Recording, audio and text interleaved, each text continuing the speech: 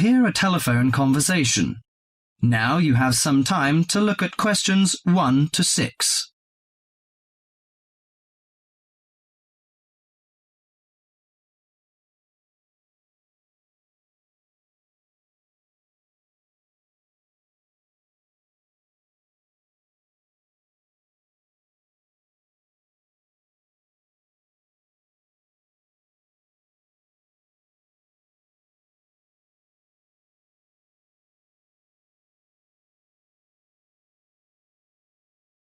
Listen to the conversation and answer questions 1 to 6.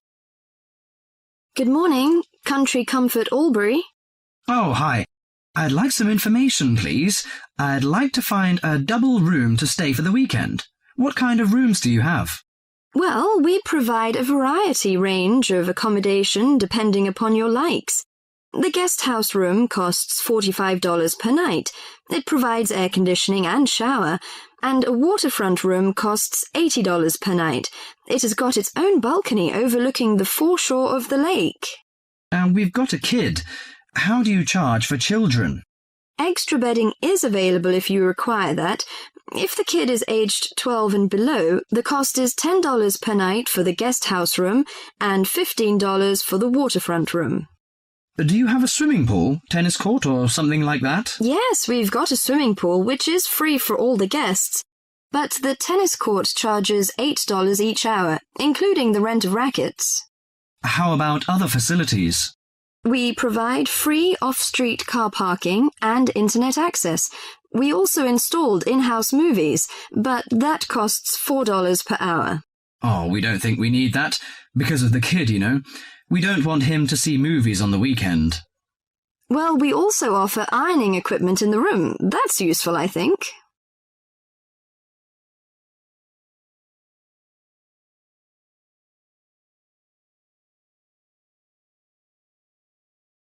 Before listening to the rest of the conversation, you have some time to go through the questions 7 to 10.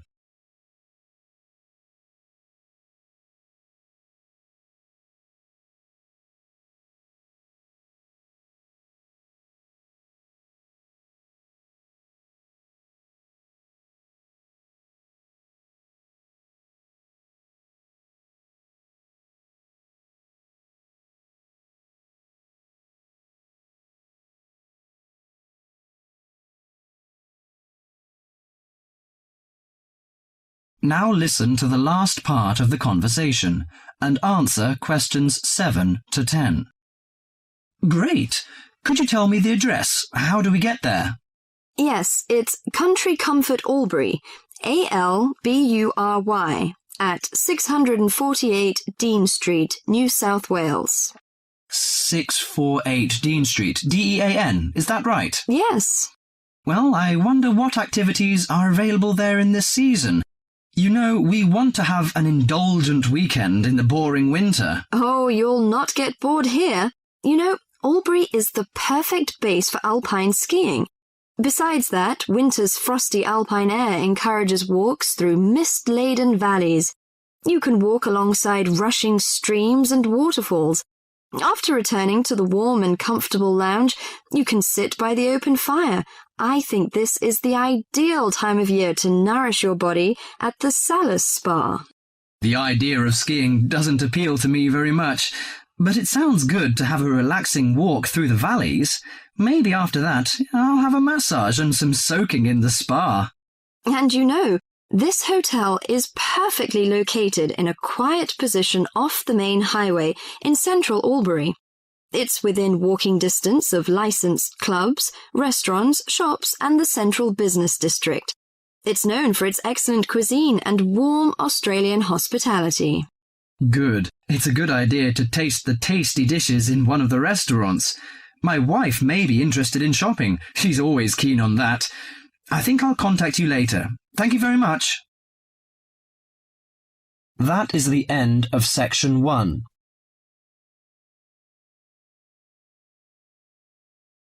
You now have half a minute to check your answers.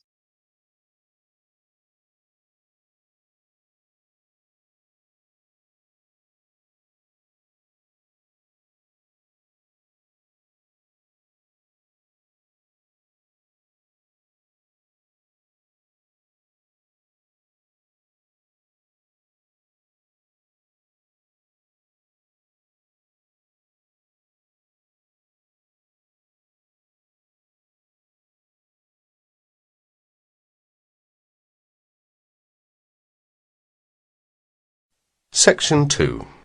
You will soon hear an informative talk given by Michelle on how to keep out burglars and keep your home safe. Before you listen, you have a chance to read questions 11 to 16.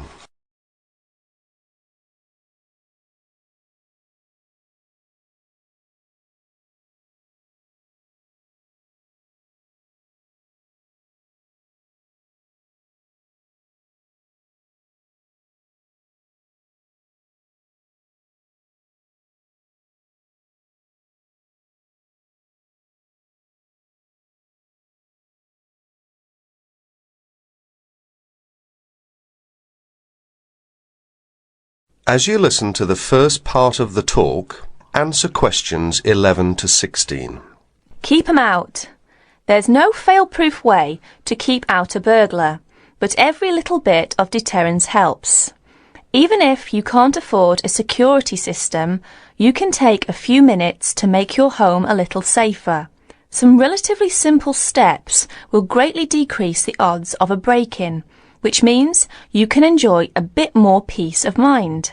And isn't that what home is all about? Think like a burglar.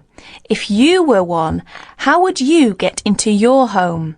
Evaluate your home from the inside and out, night and day. You might even try a mock break-in, trying window jams and loose locks on your house's perimeter. To keep out a burglar, the first thing to do is to secure the windows. Though windows are relatively easy to break, the loud noise of shattering glass will deter a thief if you're near other houses. Don't leave windows open during the night, whether you're at home or away. That's a common sense precaution, but a surprising number of people forget to do just that. Use a pick-proof locking device for your windows. Make sure the frames are solid. If you're beyond the earshot of your neighbours, they won't hear the glass breaking. Consider installing a plexiglass sheet for the more accessible windows. This will make entry through them more difficult. Your doors should also be secured. If you don't have a peephole, install one in the front door. If you have one, make sure that you and your family are in the habit of using it. Don't open the door to anyone you don't know, especially at night. If the peephole is out of reach of your children, keep a stepladder or stepping box by the door for them to use. If there's any glass within 2 feet of your front door lock, consider a locking device that would be out of reach if the glass is broken. Now, a few tips on how to protect your valuables. Don't leave your valuables, stereo, computer, jewellery, etc., where they can be seen from the window. If you don't want to hide everything from sight, consider blinds. Make a valuables inventory. Keep a record of your expensive and personally significant items, not just a listing, but a photographic or videotape record if possible. Store this inventory at another location. This is helpful for both the police and the insurance agency to identify the stolen goods. Use an engraving pen to mark these items with some kind of personal identifying information, such as your initials, in an inconspicuous place. This also helps record your possessions in case of any other mishap, such as fire or flood. Now look at questions 17 to 20.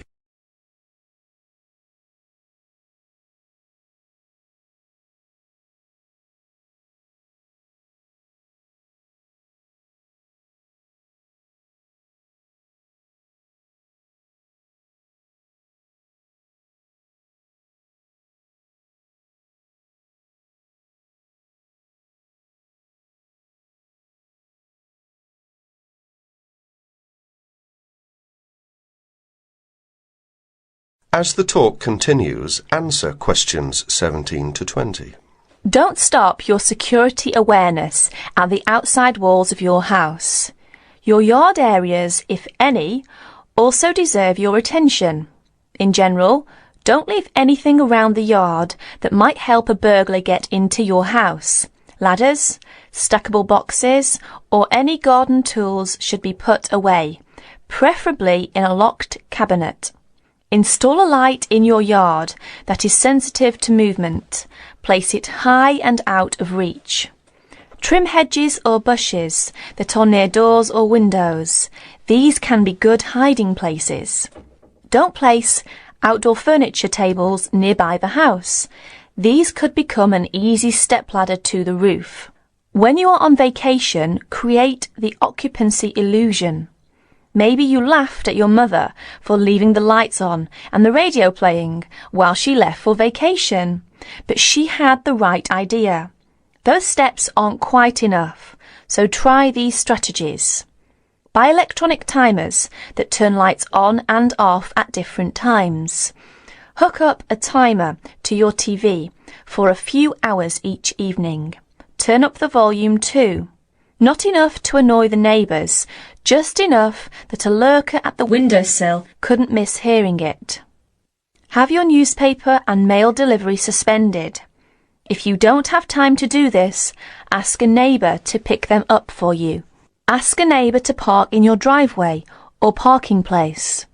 Think about having someone house sit your home. If it's a relative or friend, it may cost you no more than the contents of your refrigerator. You can also find professional house sitters or house sitting services that find someone to stay while you're away.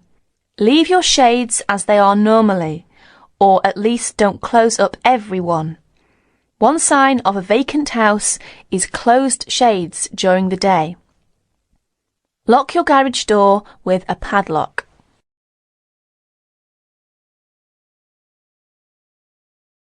That is the end of section 2.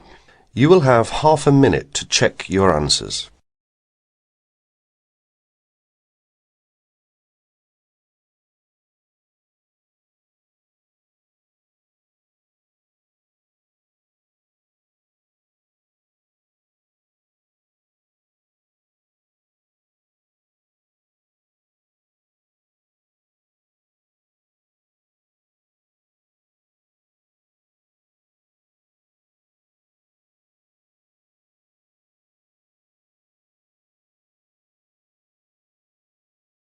Section 3. Mr. Jackson, who feels that he is physically unfit, is consulting with his doctor about his health condition. Before you listen to their conversation, you have a chance to read questions 21 to 24.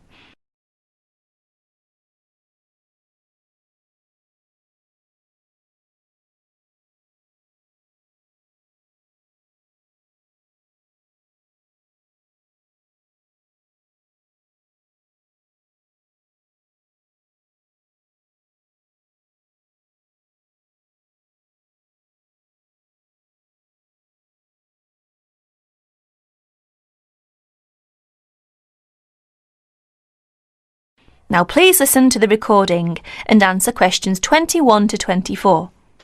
Well, Mr. Jackson, the first and important thing I have to tell you is that there is really nothing seriously wrong with you. Physically, that is. My very thorough re-examination and the analyst's report show that basically you are very fit. Yes, very fit. So, why is it, Doctor, that I'm always so nervy, tense, ready to jump on anybody? My wife, children, colleagues. I think your condition has a lot to do with, shall we call it, way of life, habits? Way of life? Habits? Yes, now tell me, Mr. Jackson, you smoke, don't you? Yes, I'm afraid I do, Doctor. And rather heavily, I imagine. Well, yes. I smoke, about 40, 50 a day, I suppose. You should do your best to stop, you know. Yes, I see. But, it won't be the first time. I've tried to give up smoking several times, but it's no good. You see, 50 a day is overdoing it, you must admit. You must cut down at least that. Ah, yes. I know that when you're feeling tense, you probably feel that a cigarette relaxes you. But in the long run, I do advise you to make a real effort to quit smoking. Of course, But, well, it's easy to say give it up or cut it down, but, oh, you know. Well, in my opinion, you have no choice. Either you make a real effort or there's no real chance of your feeling better. You see, well, obviously I could prescribe some kind of tranquilizer, but would that help? I'd prefer, and I'm quite sure you'll agree, I'd prefer to see you really back to normal, not just seemingly so. And that's my reason for asking you several more questions about your other habits. Right. Now you have a chance to read questions 25 to 30.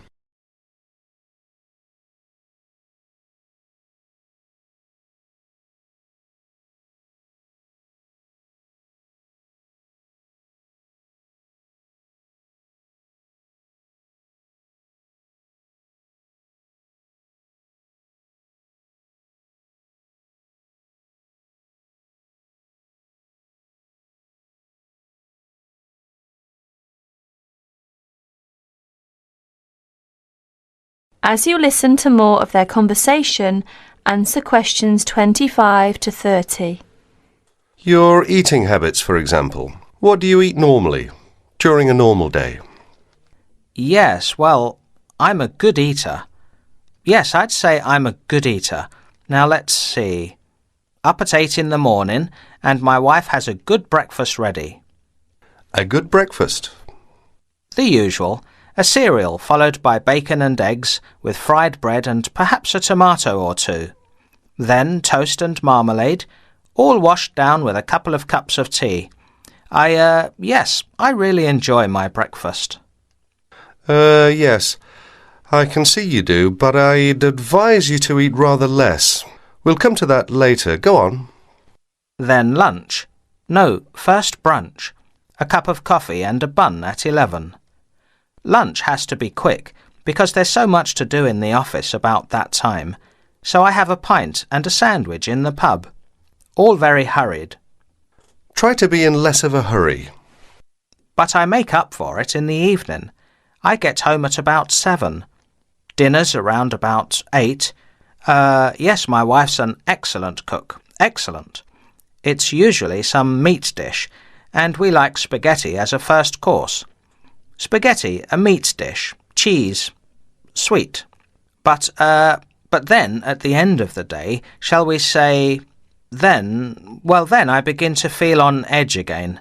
Most evenings after dinner, we read or watch TV, but I get this terrible feeling of tension.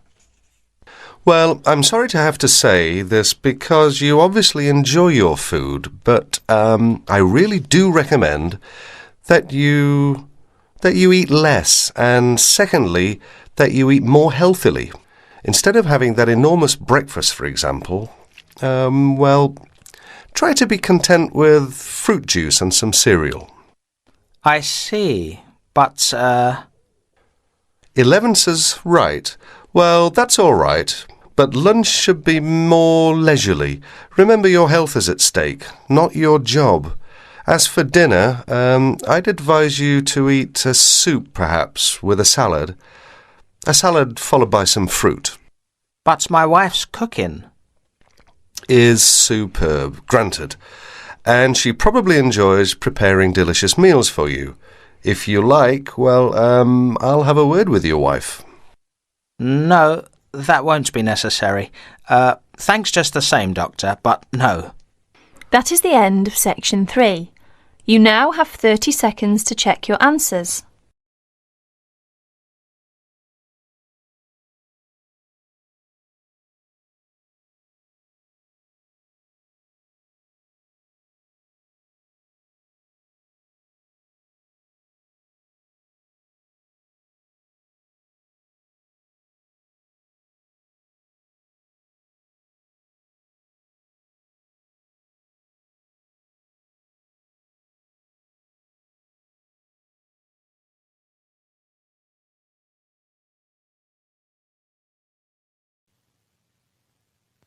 Now turn to section 4.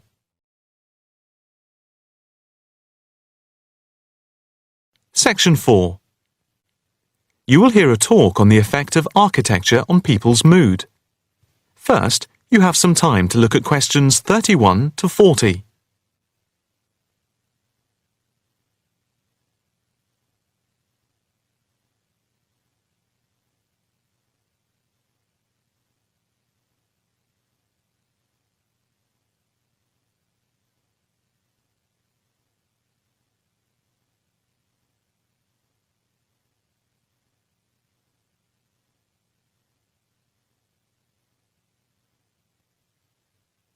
Now listen carefully and answer questions 31 to 40.